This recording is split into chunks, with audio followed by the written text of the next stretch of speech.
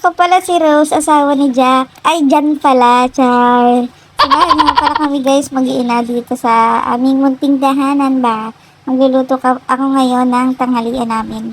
Wala po yung asawa ko dyan at pumasok. Siya naman po ay may baon na. Kaya kami mag-iina lang po ang kumakain dito sa bahay. Si Joros at si Kyra po, ito na naman nagpapasaway. Kita niyo po, di ba? Ito nga pala ang niluluto ko guys, repolyo po. Tsaka yan, may corned beef na lahok. Tsaka yung gusto ko po ay magpiprito ako dyan ng tuyo. O, masarap na po yan para sa akin. Isipot lang po yung dalawa dyan na maligalig habang tayo ay nagluluto. Gagaya ko na nga pala yan guys, mag-slice-slice na tayo dyan.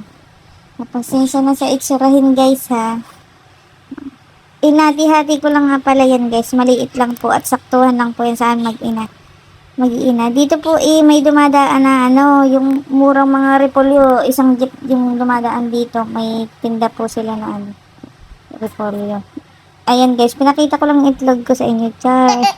Magpiprito kasi ako guys ng itlog kasi itong dalawa ay baka ayaw kumain ng gulay. Ay di, sa kanila yung itlog, tsaka sabaw lang. Ko nga pala, may nagabinta ditong yung 3 perasong repolyo ay 50 pesos. Mura lang po kasi ay galing nga tayo sa Baguio. Isang jeep sila nagdadaan dito pag nagbebenta. Ito na nga lang pala yung aming Ricardo guys. Gagaunti na.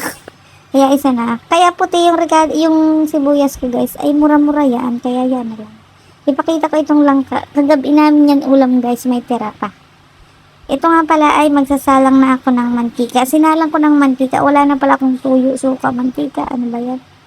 Magprito lang ako guys ng huwag nyo lang pansin yung may itim-itim kong kawali. Gaunting itim lang naman yan. Luto na nga pala yung ulam ng dalawa guys. Magaluto na muna ako ng repolyo. Ito lang po ang ulam namin mag-iina ngayon guys kasi tinatamad ako lumabas.